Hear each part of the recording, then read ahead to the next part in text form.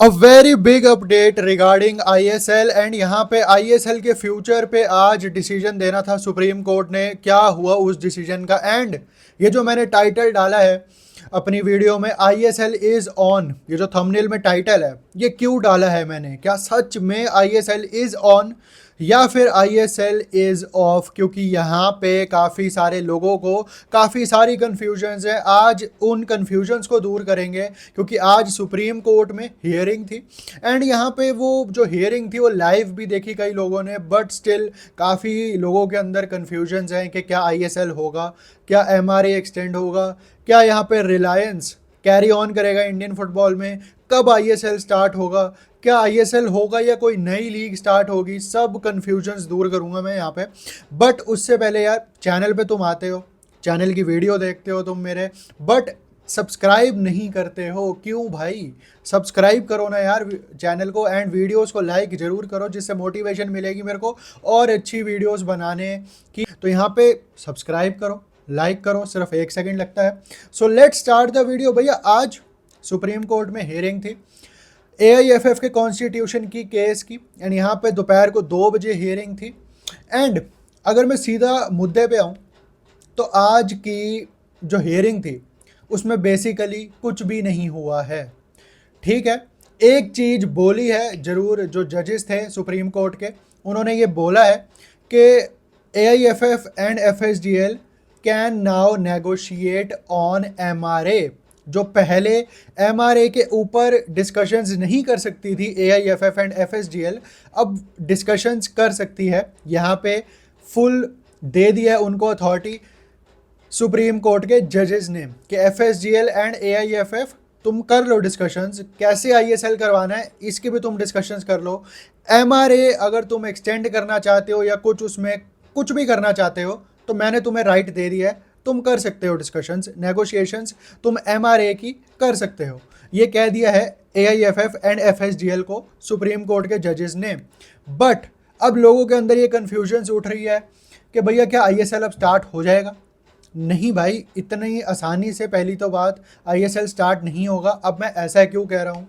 क्योंकि यहाँ पे एआईएफएफ एंड एफएसडीएल फरवरी, मार्च, अप्रैल, जनवरी, दिसंबर 2024-2025 में ऑलरेडी काफ़ी बारी डिस्कशंस कर चुके हैं एमआरए के ऊपर। ऐसा नहीं है कि एमआरए के ऊपर कभी डिस्कशंस नहीं करी एआईएफएफ एंड एफएसडीएल ने, बट वो किसी भी एक फाइनल डिसीजन पे नहीं पहुंच पा रहे। ये एक सबसे बड़ी दिक्कत है। क्यों एआईएफएफ एंड एफएसडीएल एमआरए के ऊपर फाइनल डिस्कशन के ऊपर क्यों नहीं पहुंच पा रहे, फाइनल एक चीज़ के ऊपर क्यों नहीं पहुंच पा रहे? क्योंकि एफएसडीएल चाहती है कि मैं पैसा ना दूं एआईएफएफ को, जो 50 करोड़ रुपीस मैं हर साल देता हूं। एफएसडीएल ये कह रही है। दूसरी तरफ एआईएफएफ ये चाहती है कि जो 50 करोड़ उनको हर साल मिलते हैं एफएसडीएल से, वो मिलते रहें, जिससे कि वो I League, youth leagues, national team के टूर्नामेंट्स ये सब करवा पाएँ। बट एफएसडीएल नहीं देना चाहती एंड यही आज हुआ है कोर्ट की हियरिंग में भी। एफएसडीएल ने यही कहा है, हम एमआरए की नेगोशिएशंस अभी नहीं करना चाहते हैं क्योंकि हम कोई शॉर्ट टर्म सॉल्यूशन नहीं ढूंढना चाहते हैं। हम तब एमआरए की डिस्कशंस करना चाहते हैं जब कोई लॉन्ग टर्म सॉल्यूशन हमें मिल पा रहा हो एंड हमें पता हो कि इलेक्शंस के बाद कल्याण चौबे रिजीम रहेगी या नहीं रहेगी। क्या कल्याण चौबे प्रेसिडेंट रहेंगे आफ्टर द फ्रेश इलेक्शंस, उसकी कोई गारंटी नहीं है। इसीलिए एफएसडीएल को जो लॉयर था आज, उसने ये कह दिया है कहीं ना कहीं कि हम नहीं इंटरेस्टेड हैं शॉर्ट टर्म सॉल्यूशंस में, हमें लॉन्ग टर्म प्लान देखना है एंड इसके लिए हम इलेक्शंस को देखना चाहते हैं कि इलेक्शंस के बाद नया एआईएफएफ का प्रेसिडेंट कौन बनता है। बट दूसरी तरफ एआईएफएफ ये कह रही है कि एआईएफएफ के जो लॉयर थे आज की हियरिंग में, उन्होंने ये कहा है कि हम अभी इलेक्शंस नहीं चाहते हैं। एंड ऑब्वियसली एआईएफएफ नहीं चाहेगी कि अभी इलेक्शंस हों। एंड यहाँ पे क्यों नहीं चाहेगी एआईएफएफ कि इलेक्शंस हों? क्योंकि यहाँ पे अगर इलेक्शंस होते हैं तो यहाँ पे नए प्रेसिडेंट बन सकते हैं, नए सेक्रेटरी बन सकते हैं, पूरी की पूरी एआईएफएफ का तख्ता पलट हो सकता है। कल्याण चौबे का टेन्योर खत्म हो सकता है। इसीलिए जो आज एआईएफएफ का लॉयर था उसने ये कह दिया हम अब इलेक्शंस ही नहीं चाहते हैं, जिसके लिए फिर जो जजेस थे, सुप्रीम कोर्ट के ऑनरेबल जजेस थे, उन्होंने कहा है कि 28 अगस्त को हम एक बार फिर से हियरिंग करेंगे एंड फिर हम कहीं जाके हो सकता है कि वर्डिक्ट का ऐलान करें, क्योंकि वर्डिक्ट के लिए भी सुप्रीम कोर्ट के जजेस ने कहा है कि हमें जो स्पोर्ट्स बिल है उसको कंसिडर करना पड़ेगा। 2-3 क्लॉजेज हैं स्पोर्ट्स बिल में, वो ऐड करने पड़ेंगे एआईएफएफ के कॉन्स्टिट्यूशन वाले केस में, तभी हम अपना वर्डिक्ट दे पाएंगे। तो ये बहुत ही ज़्यादा एक टेंजेबल सिचुएशन है। एआईएफएफ एंड एफएसजीएल को इजाज़त दे दी है कि एमआरए की आप बातें कर सकते हो, बट एमआरए की जो डिमांड्स हैं वो अलग अलग है, एफएसजीएल की भी एंड एआईएफएफ की भी। एआईएफएफ की डिमांड्स अलग हैं, एफएसजीएल की डिमांड्स अलग है एमआरए को लेके। तो यहाँ पे टाइम जरूर दे दिया सुप्रीम कोर्ट ने कि आप बातें कर सकते हो एमआरए की, but AIFF and FSDL I don't think कि वो किसी भी एक पर्टिकुलर कंक्लूजन पे पहुंच पाएंगे। अब अगर नए इलेक्शंस होते हैं एआईएफएफ में, जो कि गारंटीड है, जो कि 100% है, 200% है कि इलेक्शंस होंगे एआईएफएफ के, अगर वो इलेक्शंस होते हैं तो वो इलेक्शंस करवाने में भी 30 to 40 डेज का टाइम लगेगा। मतलब आप मान लो कि अगर 28 अगस्त को वर्डिक्ट आता है सुप्रीम कोर्ट की तरफ से, तो 30-40 डेज उसके बाद और लगेंगे इलेक्शंस को कराने में। तो एक तरीके से आपका अक्टूबर मिड तक आ जाएगा, वो भी तब अगर अगस्त में वर्डिक्ट आ जाता है सुप्रीम कोर्ट का, तो जो कि मेरे को नहीं लगता कि वर्डिक्ट आएगा 28 अगस्त को भी, अभी और आगे डेट पे डेट मिलती रहेगी हमको। तो यहाँ पे आईएसएल इज ऑन।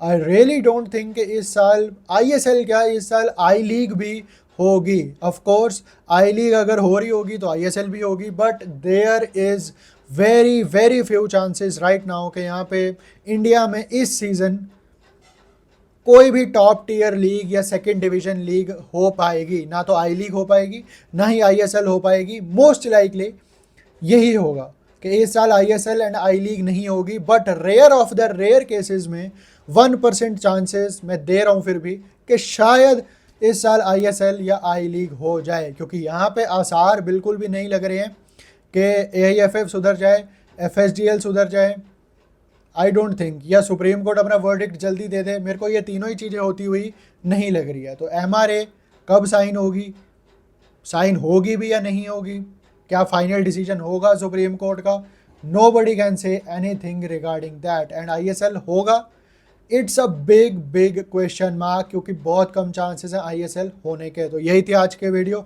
अगर आपको पसंद आई हो तो लाइक शेयर एंड सब्सक्राइब जरूर कर देना। बट येस, इंडिया की जो अंडर 17 वुमेन्स टीम है उन्होंने भी अपना मैच जीत लिया है आज का बांग्लादेश अंडर 17 के अगेंस्ट 2-0 से। एंड यहाँ पे काफा नेशंस कप के हवाले से भी एक न्यूज़ निकल के आ रही है इंडियन नेशनल टीम के कैंप से कि अनवर अली, जिक्सन सिंह, महेश नवरम ज्वाइन कर चुके हैं इंडियन नेशनल टीम के कैंप में ईस्ट बंगाल एफसी से निकल के, क्योंकि ड्यूरेंट कप से बाहर हो चुकी है ईस्ट बंगाल। तो अब वो सारे प्लेयर्स जो ईस्ट बंगाल के थे वो काफा नेशंस कप के लिए नेशनल टीम के कैंप में जुड़ चुके हैं। तो यहाँ पे इंडिया अंडर 17 भी आज जीत चुकी है अपना मैच बांग्लादेश अंडर 17 के अगेंस्ट 2-0 से। एंड ईस्ट बंगाल के प्लेयर्स भी ज्वाइन कर चुके हैं नेशनल टीम के कैंप को। एंड अब काफा को ज़्यादा देर नहीं रह गई है। काफा किधर आएगी I really don't know, and I don't think कि काफा के राइट्स कोई भी इंडिया में खरीदेगा, क्योंकि कल आशीष नेगी भाई ने भी यही बताया कि जो डिमांड है काफा के मैचेस को दिखाने की, जो प्राइस मांग रहे हैं काफा के जो टेलीकास्ट और वो सब ब्रॉडकास्ट कर रहे हैं, वो इंडिया में कोई भी नहीं देगा, क्योंकि वो बहुत ज़्यादा पैसे मांग रहे हैं काफा वाले मैच ब्रॉडकास्ट राइट्स देने के लिए। तो यहाँ पे काफा किधर आएगी देखते हैं आने वाले दिनों में, क्या कहीं पे आएगी भी, वो भी एक बड़ी देखने वाली बात है। तो यही थी आज की वीडियो। अगर आपको पसंद आई हो तो लाइक शेयर एंड सब्सक्राइब जरूर कर देना। Till then peace out.